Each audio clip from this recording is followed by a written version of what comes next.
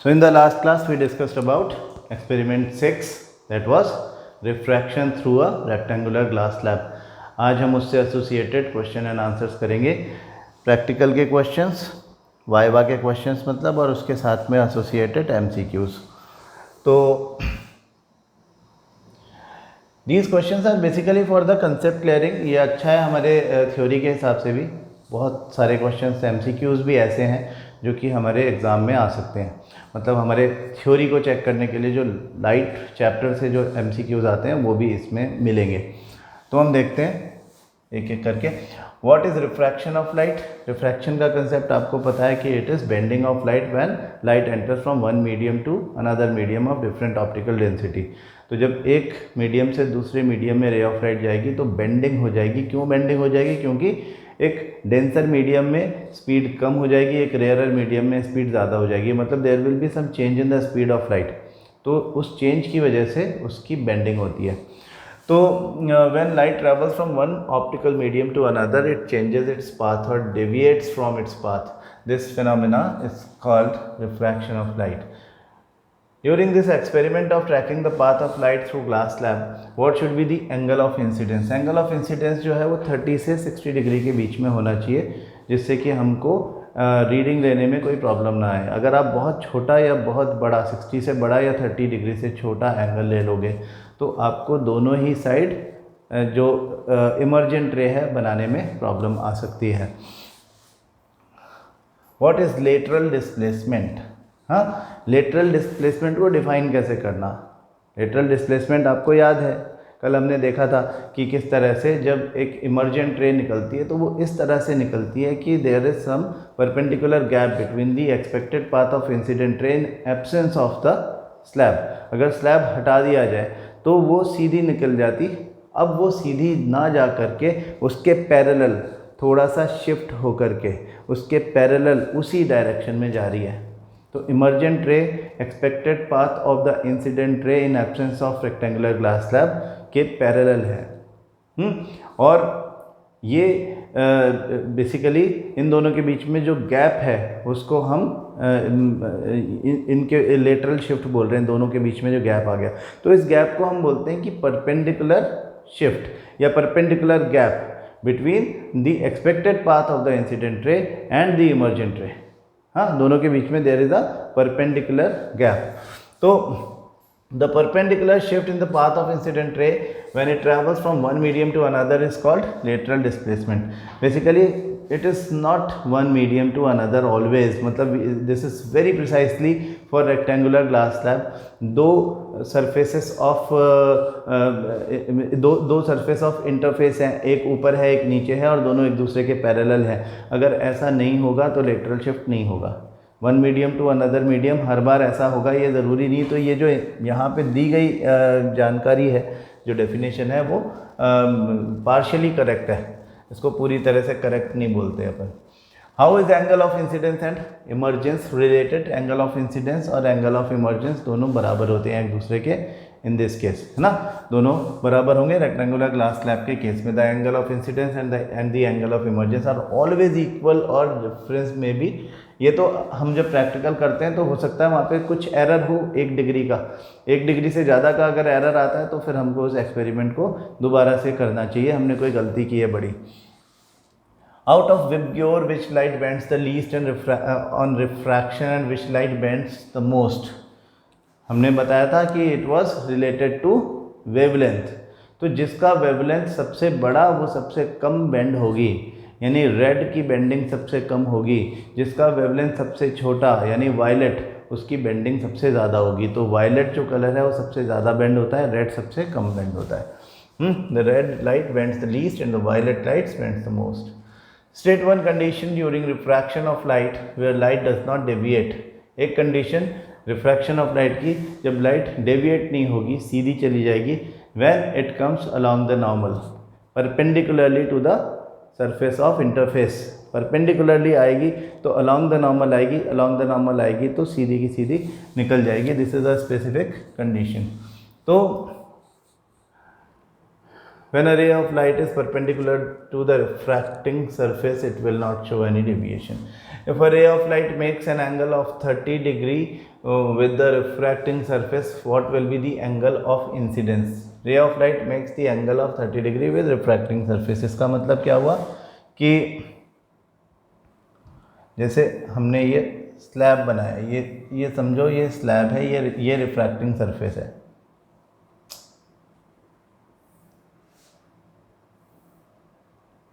ना, something like this. हमने slab बनाया, उसको भूल जाओ। यहाँ पे एक इंसिडेंट रे ऐसे आ रही है, ये इंसिडेंट रे है, इस तरह से आ रही है।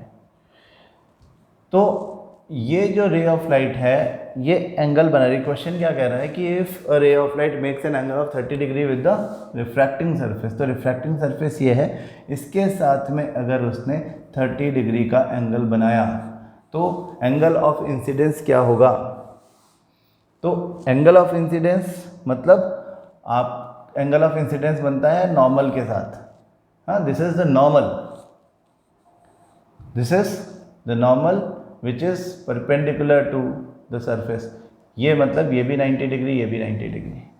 तो इस टोटल 90 डिग्री में से ये 30 डिग्री माइनस कर दें तो this is angle of incidence, that would be equal to 60 degree, है ना। 90 माइनस 30 दैट इज 60 डिग्री, ये वाली बात है। छोटी क्लासेस के क्वेश्चंस हैं एक्चुअली ये तो, ऐसा कोई ख़ास बात नहीं है, बस अपने को ये आइडिया होना चाहिए कि क्या बात चल रही है।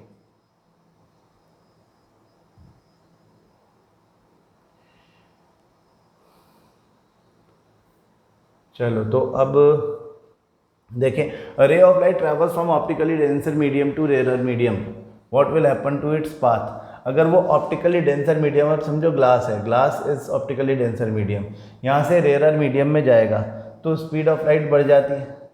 हाँ, तो it will move away from the normal, denser से रेयरर, रेयरर से डेंसर आएगा टुवर्ड्स द नॉर्मल मुड़ जाएगा, अगर रेयरर से डेंसर जाएगा अवे फ्रॉम द नॉर्मल मुड़ जाएगा। तो इसको ऐसा शॉर्टकट में बोला जाता है कि ये मतलब आप वैसे ध्यान रखें कि डेविएशन की बात हो रही है। हाँ, when light travels from optically denser medium to optically rarer medium, it bends away from the normal.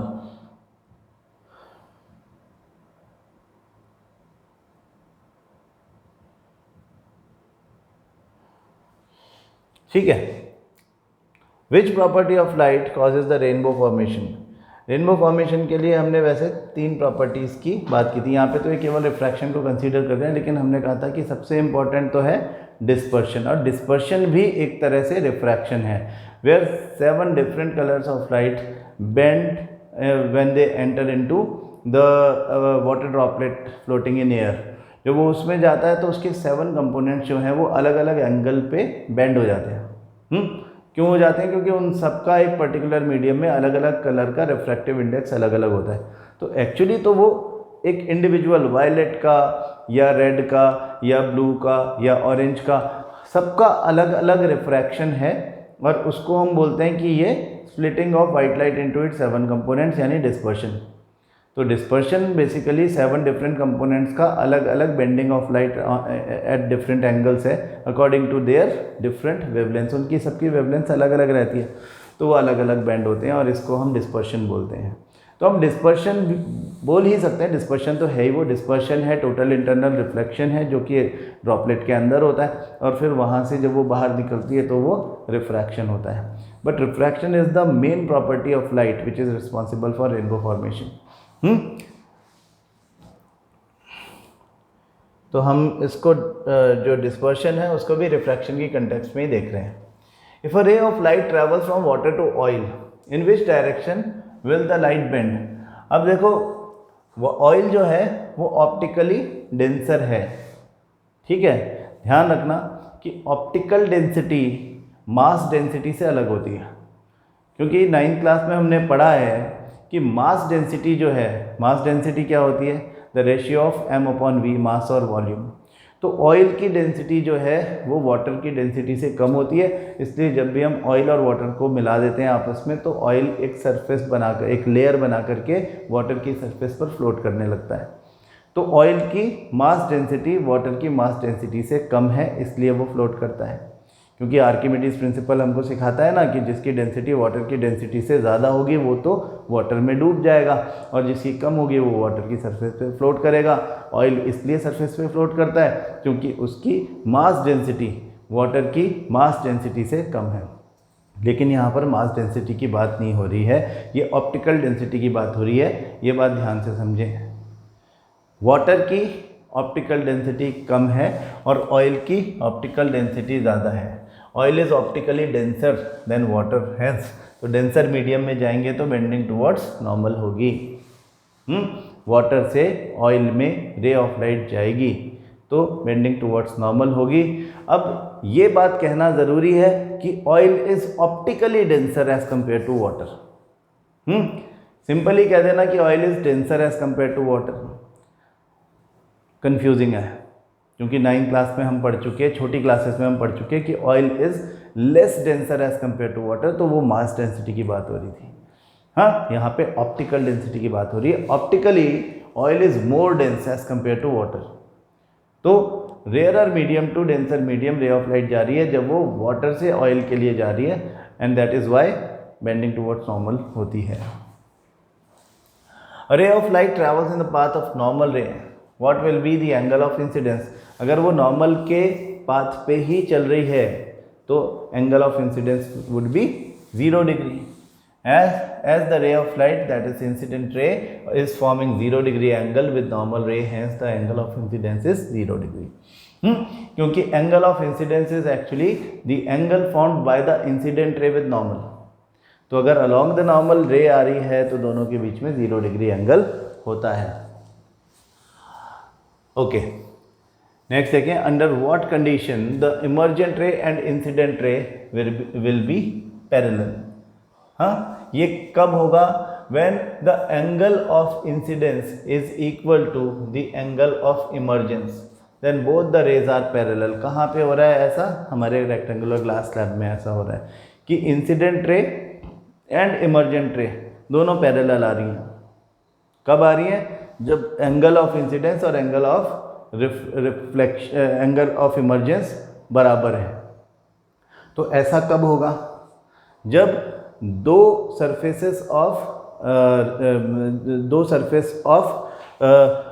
Refraction, एक सरफेस ऑफ रिफ्रैक्शन ऊपर थी, एक सरफेस ऑफ रिफ्रैक्शन नीचे थी, इनको हम सरफेस ऑफ इंटरफेस बोलते हैं जहाँ पे रिफ्रैक्शन होता है। ये दोनों एक दूसरे के पैरेलल होना चाहिए, दिस एंड दिस, तब जा कर के ऐसा होगा कि यहाँ पे बेंडिंग टुवर्ड्स द नॉर्मल होगी, और फिर इस तरह से इमर्जेंट रे और expected path of the incident ray एक दूसरे के पैरेलल हो पाएंगे। This is the concept. Why does ray of light bend towards normal when it enters from air to glass? Because glass is a denser medium. When air enters into glass slab obliquely होना ज़रूरी है, सीधी गई तो सीधी निकल जाएगी without bending, लेकिन अगर obliquely जाती है तो उसकी स्पीड कम हो जाती है और ये टुवर्ड्स द नॉर्मल मुड़ जाती है। When light travels from rarer medium, that is air, to denser medium, that is glass slab, its speed decreases and hence it bends to take the shortest path. On what factor is the lateral displacement of the glass slab dependent? Lateral displacement of the glass slab किस चीज़ पर dependent है? It is dependent on the thickness of the glass slab. Obviously thickness जो है वो अगर बहुत ज़्यादा कर दोगे तो इनसाइड द ग्लास ज़्यादा डिस्टेंस ट्रैवल करना पड़ेगा। When the thickness increases the lateral displacement also increases. आपने समझो ये एक स्लैब बनाया है, इंसिडेंट रे ऐसे गई है, ये नॉर्मल है, बेंड हो गई, तो ये डिस्टेंस जो ट्रैवल किया है ये अलॉन्ग द थिकनेस होगा, फिर ये अवे फ्रॉम द नॉर्मल जाएगा ऐसे। लेकिन अगर आप थिकनेस को बढ़ा दोगे, समझो थिकनेस ये कर दिया, सेम टाइप की रे गई है, अब इसको ज़्यादा लंबी डिस्टेंस ट्रैवल करनी पड़ेगी। हाँ, ऐसे में लेटरल शिफ्ट जो है वो भी बढ़ जाएगा। ये गैप जो है ये इस गैप के कंपैरिजन में ज़्यादा दिख रहा है कि नहीं दिख रहा। ऐसा नहीं कि मैंने ज़्यादा बना दिया जानबूझ के, मैं स्ट्रेट लाइन लेकर के स्केल से भी लाता और यहाँ से बेंडिंग या ऐसे हो जाती, ऐसे ही होती ना, नॉर्मल तो यही बनता, तो अवे फ्रॉम द नॉर्मल इसके पैरेलल ही बनता, तो इनके बीच में गैप बढ़ता जाएगा अगर इनसाइड द स्लैब लाइट को ज़्यादा डिस्टेंस ट्रैवल करना पड़ा, lateral displacement increases. I hope you are getting the point. On what factor is the lateral displacement? ये हो गया. Why should we preferably take angle of incidence between 30 and 60 degree? For these two angles, इनके beyond the refracted ray may not appear on the opposite face of the glass slab. हम कैसे बनाते हैं उसमें raise कैसे बनाते हैं, क्योंकि हमको पिंस लगानी पड़ती, आपको दिखेगी नहीं, आप बहुत ज़्यादा उसको साइड में ले जाओगे तो आपको पिंस को लोकेट करना ही मुश्किल हो जाएगा, फिर आप रे कैसे बनाओगे। सबसे बड़ा प्रैक्टिकल प्रॉब्लम तो यही है प्रैक्टिकल में, कि आपको रे बनाने के लिए पिंस को लगाना है, एंड ऑल द 4 पिंस, 2 जो स्लैब के इस तरफ लगी और बाकी 2 जो आप बाद में लगा रहे हो, उनके फीट को आपस में एक लाइन में हमको देख करके उसको इमर्जेंट रे को ऑब्टेन करना है। हो ही नहीं पाएगा। आप अगर 30 डिग्री से बियॉन्ड और 60 डिग्री से बियॉन्ड जाओगे तो it will be very difficult for you to trace the path of the incident as well as emergent rays. Why is emergent ray parallel to the incident ray? After the refraction of incident ray through a glass slab, angle of incidence is equal to angle of emergence in this case, and these are alternate angles. So the incident ray is parallel to the emergent ray, है ना। आपके maths में आपने alternate angles देखे होंगे।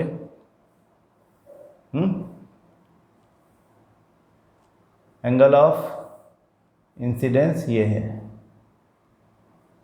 हाँ, इस surface पर एंगल ऑफ इंसिडेंस बन गया है और ये इसका पाथ है, लेकिन बेंडिंग टुवर्ड्स द नॉर्मल हो जाने की वजह से यहाँ पर नॉर्मल बन रहा है और ये अवे फ्रॉम द नॉर्मल ऐसे, हाँ, तो ये एंगल ऑफ इमर्जेंस है। तो ये जो 2 एंगल्स हैं, this angle and this angle, these are equal, that is why lateral shift हो रही है, और ये एक दूसरे के पैरेलल हैं।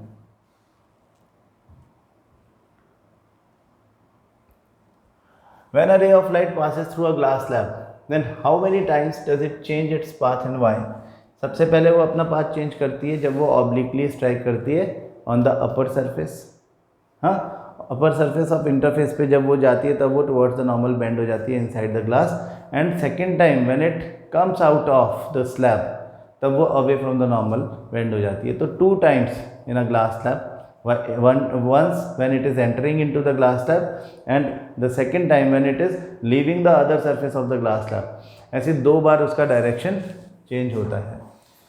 तो the ray of light bends twice. First time when it enters from air to the glass slab, it bends towards normal, that is from rarer medium to denser medium. Second time when the ray moves out from the glass slab to air, it bends away from the normal, that is it moves from denser medium to rarer medium.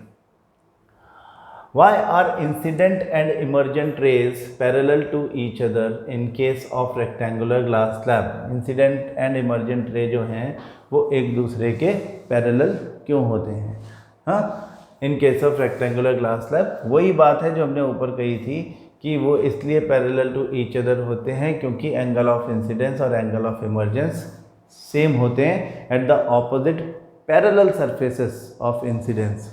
हाँ, slab के जो parallel surfaces हैं हम उनको surfaces of interface बोलते हैं, ऊपर नीचे दोनों पैरेलल एक दूसरे के हैं। Why does the ray of light bend towards the normal when it enters from air to glass slab and bends away when? तो जब वो towards the normal आती है स्पीड कम होती है तो it bends towards the normal। जब वो glass slab से बाहर जाती है तो it bends away from the normal because it goes from denser medium to rarer medium, speed increases। So when light enters from air to glass slab, speed decreases, bends towards normal. When the light travels from glass slab to air, its speed increases and bends away from the normal. Draw the path of a ray of light when it enters perpendicular to the surface of a glass slab. वो सीधी चली जाएगी. क्यों सीधी चली जाएगी? क्योंकि the path of light when it enters perpendicular to the surface of glass slab would be a straight line passing through the glass slab. Why? Because जितने भी parallel particles in the light beam travel कर रहे हैं उन सब की speed एक साथ कम होगी और बिल्कुल भी बेंडिंग नहीं हो पाएगी inside the slab. While tracing the path of ray of light through a glass slab, the angle of incidence is generally taken between 30 and 60 degree. Explain the reason, हम बता चुके. How does the lateral displacement emergent ray depend on the width, ये भी बता चुके. अब multiple choice questions हैं ये हमारे MCQs हैं. क्वेश्चन नंबर 1 देखो. In the experiment to trace the path of the ray of light through a rectangular glass slab, using pins P1, P2, P3 and P4, 4 students did the following. इस तरह के question observation based बहुत आते हैं. Procedural based है basically. Procedural based जो कि आप प्रोसीजर को देखते हो कि यहाँ कह रहे 4 अलग अलग स्टूडेंट्स ने अपनी ये 4 अलग अलग प्रोसीजर फॉलो किए. ए looked at heads of P1 and P2 while placing P3 and heads of P1 and P2 and P3 while placing P4. हाँ, हमने क्या कहा था प्रिकॉशंस में कि हेड्स लोकेट नहीं करने हैं, उसके फीट लोकेट करने हैं, लेग्स लोकेट करने हैं. Looked at feet of P1 P2 while placing P3 and feet of P1 P2 and P3 while placing P4. तो ये बात जो है ये सही हुई है ना अकॉर्डिंग टू दिस थिंग. हाँ, जो हमारा वो था क्या बोलते हैं ये जो हमारा प्रिकॉशन था. Looked at heads of P1 P2, heads देखना ही नहीं, जहाँ भी हेड्स लिखा है उसको तो छोड़ ही दो. Looked at feet of P1 and P2 while placing P3 and heads of all the pins while placing P4. now this is better है ना. तो D जो है वो ज़्यादा सही है. D is the sorry D नहीं ना, B ही हमारा ज़्यादा सही है. रीज़न कि ऑल द फीट देखने में आपको थोड़ी सी प्रॉब्लम हो सकती है, हो सकता है कि सारे देखे नहीं है ना. तो हमारा बी ऑप्शन था looked at feet of P1 P2 while placing P3 and feet of P1 P2 and P3 while placing P4. P4 का फीट हमको नहीं देखना, इन तीनों का देखना है और वो दिखे ही ना, P4 हमें दिखे ही ना, वो उस जगह पर हमें से लगाना है क्योंकि वो उनके पीछे चला जाएगा. अच्छा, अब देखो lateral displacement depends on angle of incidence, angle of refraction, thickness of glass slab. हम थोड़ी देर पहले बात कर चुके हैं. Thickness of glass slab is the correct answer. If the angle of incidence is 0 degree, the angle of refraction in the same medium will be again 0 degree है ना. Angle of incidence 0 degree का मतलब the ray of light is coming along the normal. तो angle of refraction in the same medium will be, जब bending हो ही नहीं पाएगी. हाँ, without bending ray of light pass हो जाएगी मीडियम से.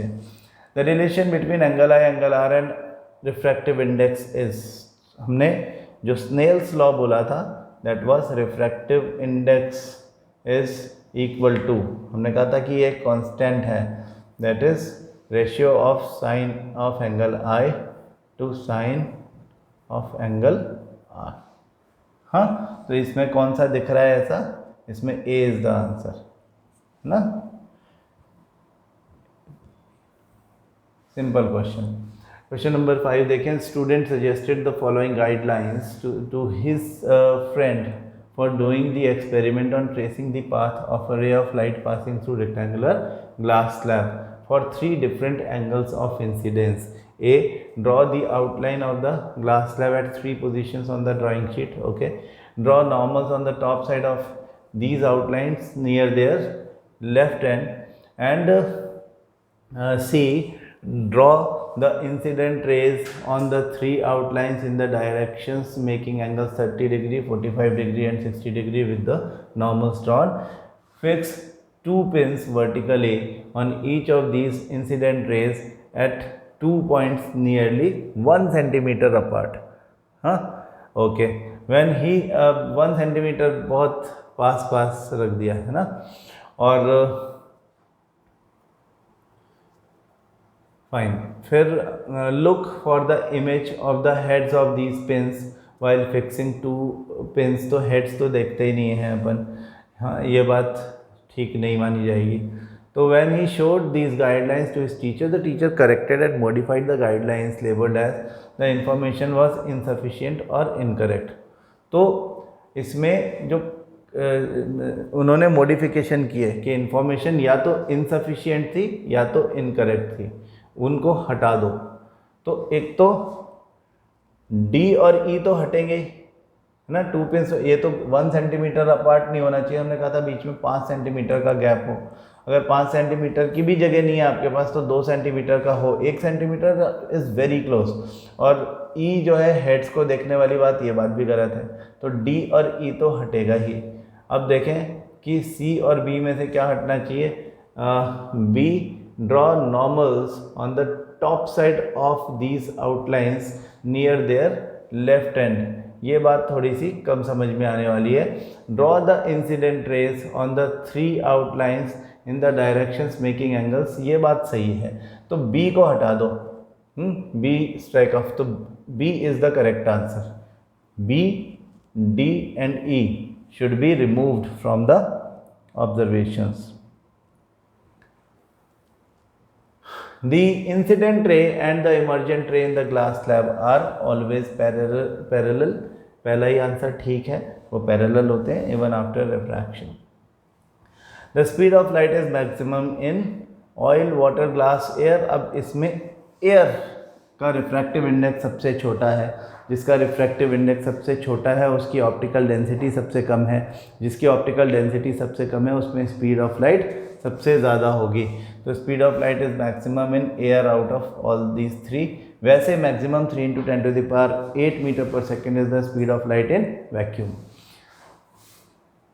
इन refraction of light the angle of incidence and angle of refraction is same when angle I is 90 degree, angle I 180 degree, angle I 0 degree। तो C is the correct answer, है ना, कि refraction of light, angle of incidence, angle of refraction तभी same हो सकते हैं जब along the normal ray of light incident करें। When ray of light travels from air to glass slab, its wavelength, अब उसकी वेवलेंथ को क्या होता है, हाँ वेवलेंथ जब वो उसकी बेंडिंग टुवर्ड्स द नॉर्मल है तो इसका मतलब उसकी वेवलेंथ जो है वो कम हो गई है, वो अंदर की तरफ बेंड हो गई है, तो decreases, speed decreases, hence wavelength decreases.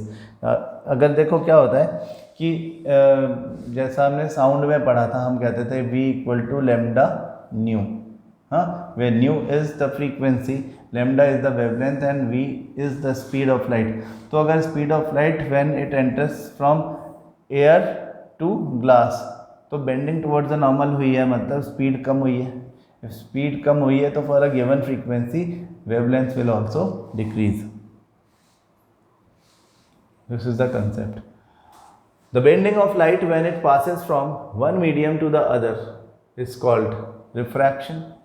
Simple है ये तो बात। In an experiment to trace the path of ray of light, आपको इस तरह के बहुत सारे क्वेश्चन मिलेंगे जिसमें आपको प्रैक्टिकली आप किस तरह से एक्सपेरिमेंट करते हो वो पूछा जाता है। तो ये एक्सपेरिमेंट है, इसमें 4 स्टूडेंट्स टेबुलेटेड देयर ऑब्जर्वेशंस। ये 3 ऑब्जर्वेशन है 4 स्टूडेंट्स की। अब इसमें student most likely to have done the experiment properly, इससे देख करके हमें पता करना है। तो स्टूडेंट्स ABCD 4 स्टूडेंट्स हमको दिख रहे हैं, इनके ऑब्जर्वेशंस हैं 1 2 3 1 2 3 1 2 3। तो अगर हम देखें इसको कि 30 18 32 there is a gap of 2 degree, हो सकता है कि ऐसा हुआ हो। 45 28 43 60 35 60 ओके। 30 15 38 बहुत बड़ा गैप है, तो तो ये तो यहीं पे कैंसिल कर दो, बी के तो चांसेस इस पहली ऑब्जर्वेशन देख के ख़त्म हो गए। इसमें तीनों प्रैक्टिकली पॉसिबल हैं क्योंकि 2-2 डिग्री का गैप आ रहा है, 45 डिग्री और 43 डिग्री, 32। सी में देखें 30, 10, 31, 40, 30 और 10 के बीच में बड़ा गैप है, 45, 44, ये तो ठीक है, 60, 60 है ना। यहाँ पे 10 डिग्री बहुत ही छोटा एंगल ऑफ रिफ्रैक्शन है, तो एंगल ऑफ रिफ्रैक्शन इतना छोटा चलेगा नहीं। और इधर देखें 30, 28, 28 एंगल ऑफ रिफ्रैक्शन और एंगल ऑफ इमर्जेंस बराबर हो गए हैं इसमें, ये तो गलत ही है ना। तो A is the correct option to be chosen here. Question based on observational skill. So a student traces the path of a ray of light passing through a rectangular glass slab. For measuring the angle of incidence, he must position the protractor. There are 4 different positions of protractor are shown. हमको angle of incidence निकालना है, तो हमेशा ध्यान रखो कि आपको angle of incidence निकालने के लिए नॉर्मल को बेस बनाना पड़ेगा। ठीक है, नॉर्मल को आप बेस बनाएंगे और यहाँ पे आपको एंगल ऑफ इंसिडेंस मिल जाएगा। ठीक है ना, तो यहाँ पे B is the correct answer. In an experiment on tracing the path of a ray of light passing through rectangular glass slab, the correct setting of the protractor for measuring the angle of incidence, यहाँ पे भी देखो ये हमारा A option जो है वही वैसा ही क्वेश्चन है। ये भी हमें इस तरह से रखना है कि बेंडिंग जो है मतलब इंसिडेंट रे और नॉर्मल के बीच में एंगल ठीक से निकाल पाएँ। 4 students traced the path of a ray of light from glass to air.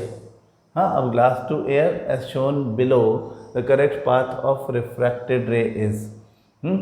तो देखो ये दोनों तो गलत हैं, ये दोनों हमको ठीक लग रहे हैं अवे फ्रॉम द नॉर्मल। यहाँ देखिए ये शायद स्ट्रेट दिखाया गया है, तो ये भी गलत है।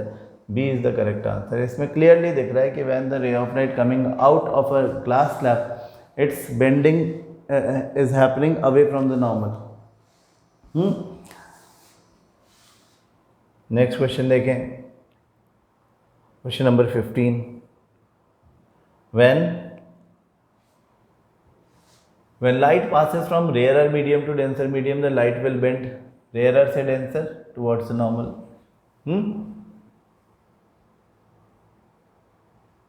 A is the correct option, towards the normal. In these diagrams, the angle of refraction R is correctly marked. तो R बेसिकली कहाँ होता है, नॉर्मल और रिफ्रैक्टेड रे के बीच में, तो यहाँ पर अंदर की तरफ होना चाहिए। तो ये तो गलत है ही, ये भी गलत है क्योंकि ये सरफेस के साथ में है, ये भी गलत है। This is the only correct one, D. D is the correct answer. Student traces the path of a ray of white light through a rectangular glass slab and mark the angles of incidence, angle I, angle R, emergent ray as shown in the figure. Which angle of or angles has he not marked correctly? यहाँ पे हमको actually कोई diagram दिख नहीं रहा, तो we don't know, इसको हम नहीं सॉल्व कर पाएंगे। Diagram is missing. 4 students shown the following traces of the path of a ray of light passing through a rectangular slab.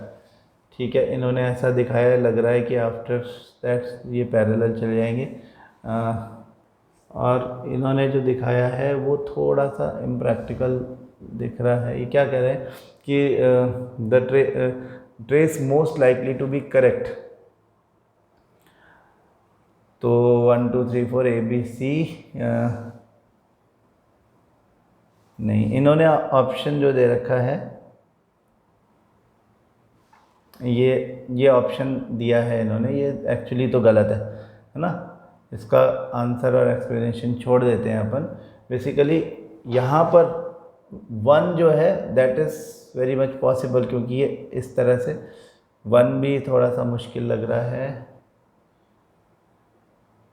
4 जो है उसमें प्रॉब्लम ये है कि वो इस तरह से बाहर जाएगा, बेंडिंग होगी। This is possible, yes.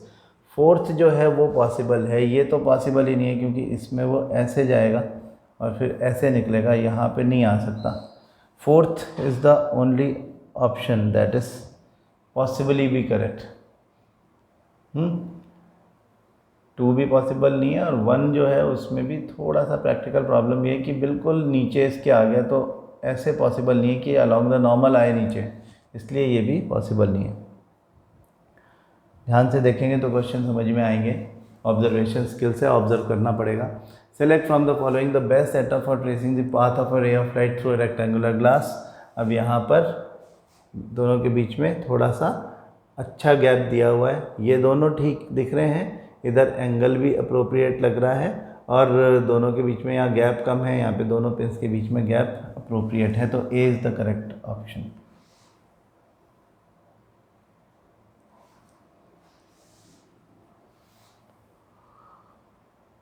Questions based on reporting and interpretation skills. Question number 20 देखें। In an experiment to trace the path of a ray of light passing through a rectangular glass slab, 4 students tabulated their observations 30, 30, 30, 30. Angle of incidence सबका एक ही लिया, हाँ, ए का 30, 32। Same question है, दो which student perform the experiment correctly. इनमें से अब हम देखें 30, 18, 32, गैप बड़ा है, 30, 20, 32.5, 2 से भी ज़्यादा हो गया, ये बराबर है, तो डेटा के हिसाब से सी जो है उसके एक्सपेरिमेंट सबसे एक्यूरेट दिख रहा है। हाँ, प्रैक्टिकली पता नहीं उसने किया कि नहीं किया, लेकिन उसकी ये ऑब्जर्व करने के बाद तो हमको यही लगता है, तो C would be the correct option here. Student does the experiment on tracing the path of a ray of light through rectangular glass slab for different angles of incidence. Different angles of incidence. Okay. He can get a correct measure of the angle of incidence and angle of emergence by following the labeling indication indicated in figure. तो देखो यहाँ पे angle of emergence गलत लिया हुआ है, ये तो ठीक है। यहाँ पे एंगल ऑफ इंसिडेंस ही गलत लिया हुआ है, हाँ, यहाँ पे भी गलत है। Only D is the correct option.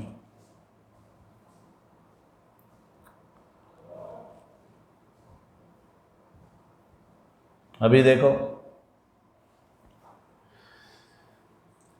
a student performs the experiment on tracing the path of a ray of light passing through a rectangular glass slab for different angles of incidence. He measured the angle of incidence I, angle of refraction R, and angle of emergence E. For all his observations, he would find that in all cases angle I is more than angle R, but nearly equal to angle E. A is the correct option. पहला option ही हमको correct मिल गया। फिर भी बाकी के देखो, angle I is less than angle R कभी हो नहीं सकता, एंगल I is more than E ये भी होता नहीं है, हाँ, nearly equal to R not possible, angle I is less than angle E but nearly equal to R, this is also not possible, है ना।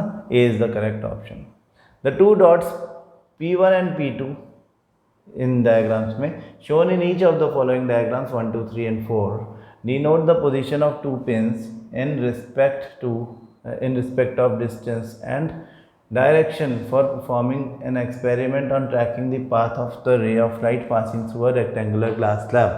In which one of the 4 cases one is likely to get the best result? यहाँ पे हमको जो C दिखता है, ये वाला थर्ड ऑप्शन दिखता है, ये सबसे अप्रोप्रिएट दिखता है, हाँ, कि रेज ऑफ लाइट इस तरह से ऑब्लिकली जाएं, बेंडिंग टुवर्ड्स द नॉर्मल हो, फिर अवे फ्रॉम द नॉर्मल निकले और ये ठीक से बन जाए। यहाँ पे भी अच्छा है, लेकिन pins are very close, and दूसरा ये कि थोड़ा इस तरफ है, तो हो सकता है कि हमको इसको ट्रेस करने में थोड़ा प्रॉब्लम आए, है ना। Pins should not be very close. और दूसरी बात ये कि इसमें पिन्स, यहाँ वाली पिन्स जो है नीचे, ये इस तरफ हमको बनाना पड़ेगी, तो थोड़ी सी प्रॉब्लम आएगी यहाँ पे पिन्स लगाने में। इधर पिन्स लगाने में कोई प्रॉब्लम नहीं आएगी क्योंकि लोकेशन ऑफ द 2 पिन्स जो हमने पहले लगाई है वो बिल्कुल ठीक है। तो C is the correct option. Out of the 4 setups shown, यहाँ पे भी वैसा ही क्वेश्चन दिख रहा है, carrying out to trace the path of ray of light through a rectangular glass slab the best setup is. अब यहाँ पे बेस्ट सेटअप क्या दिख रहा है, यहाँ पे भी आप देखो कि most appropriate gap between these two, और एंगल ये बी में ही सही है, तो B is the correct answer. In an experiment to trace the path of a ray of light passing through a rectangular glass slab, the correct measurement of angles of incidence I, refraction R and emergence E is shown in the diagram. हाँ, यहाँ पे देखो angle I सही है, angle R सही है, angle E सही है, तो A is the correct option. बाकियों को देख ले, एंगल I गलत है, हाँ इसको छोड़ दो, पहले ही यहाँ भी एंगल I है, यहाँ भी एंगल, सब जगह एंगल I गलत है, तो बाकी कुछ देखने की कोई ज़रूरत ही नहीं पड़ती। The path of a ray of light passing through a rectangular glass slab was traced and angles measured. Which one out of the following is the correct representation of an angle of incidence, angle of refraction and angle of emergence? अभी यहाँ पे direction बदल गया है तो confusion हो सकता है, कंफ्यूज कभी नहीं होना है। एंगल ऑफ इंसिडेंस नॉर्मल के साथ में इंसिडेंट रे का है, तो इन 2 केसेस में ठीक दिख रहा है, ये दोनों गलत है। एंगल ऑफ रिफ्रैक्शन अब यहाँ पे गलत हो गया, वो यहाँ पे सही है ना, ये भी नॉर्मल के साथ होना चाहिए, तो 4th is the correct option. यहाँ पे देखने एंगल ऑफ इमर्जेंस भी सही है। हाँ, तो नॉर्मल के साथ में एंगल्स बनते हैं, ये बात याद रखेंगे तो कभी गलती हो ही नहीं सकती। क्वेश्चन नंबर 27 देखें। An experiment to trace the path of a ray of light through a glass was performed by 4 students A, B, C and D. They reported the following measurements of angle of incidence I, angle of refraction R and angle of emergence E. ये values को हमें देखना है कि किसने correctly किया। तो 30 ये दोनों बराबर ही हो गए, तो ये तो वैसे ही गलत हो गया। फिर हम कहते हैं 40 और एंगल आर आई से ज़्यादा आ गया तो इसको भी हटा दो। फिर 40, 30, 48, 40 और 48 के बीच में बहुत बड़ा गैप है, इसे भी हटा दो। Only D is the correct answer. ये 40 और ये 40 दोनों बराबर हैं।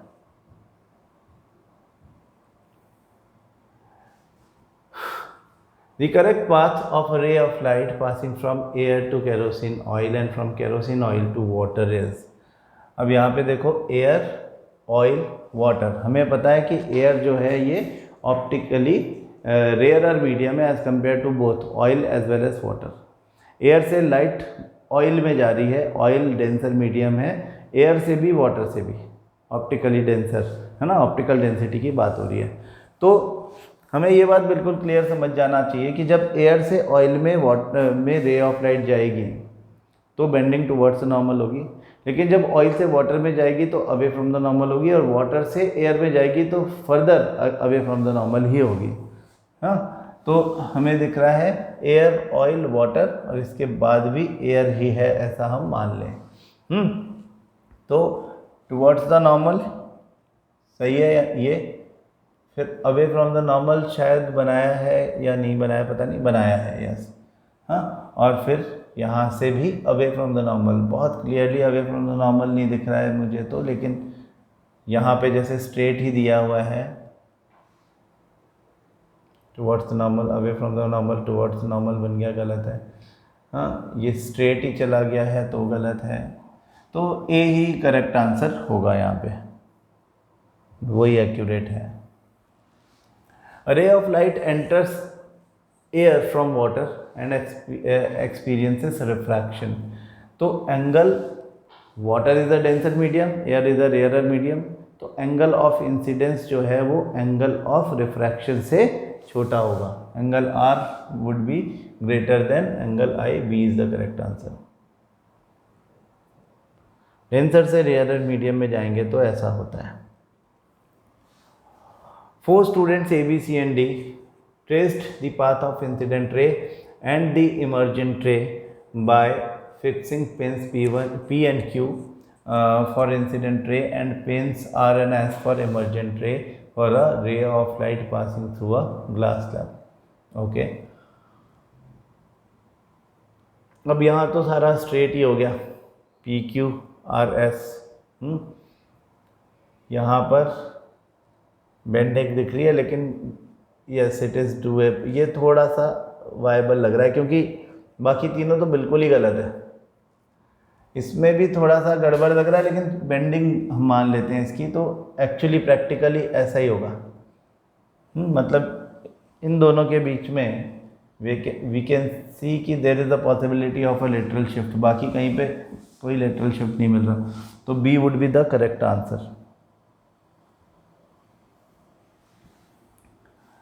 क्वेश्चन नंबर 31 देखें, ray of light is incident normally, the angle of incidence is 0। ये तो बात हम पहले भी कर चुके कई बार। Student traces the path of a ray of light through rectangular glass slab for 4 different angles of incidence.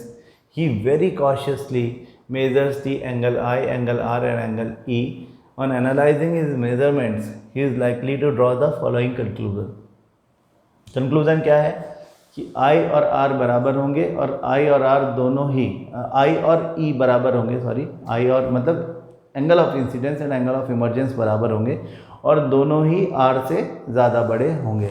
ये हमें पता होना चाहिए। तो पहला वाला क्या कह रहा है कि एंगल I एंगल E के बराबर है, और एंगल R से दोनों छोटे हैं, तो ए गलत हो गया।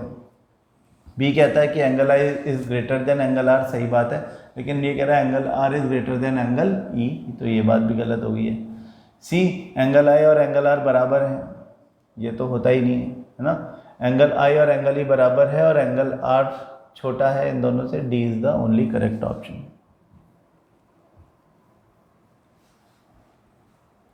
Study the following 4 experiment setup 1, 2, 3 and 4 for the experiment to trace the path of a ray of light through a rectangular glass slab। तो अब देखो यहाँ पे हमें यही देखना रहेगा कि सबसे ज़्यादा अप्रोप्रिएट एंगल कौन सा है। सेकंड और थर्ड ऑप्शन ठीक दिखते हैं, लेकिन एंगल जो है अगर आप नॉर्मल से देखोगे तो बहुत बड़ा एंगल है। इतने बड़े एंगल से प्रैक्टिकली वायबल नहीं होगा इसको ट्रेस करना। तो फोर्थ जो एंगल हमारा है, फोर्थ जो ऑप्शन हमारा है, उसमें P1 P2 अप्रोप्रिएट गैप के साथ भी रखे हुए हैं, और एंगल भी हमारा अप्रॉक्सीमेटली 45 डिग्री है जो कि वायबल है। तो D would be the correct answer है।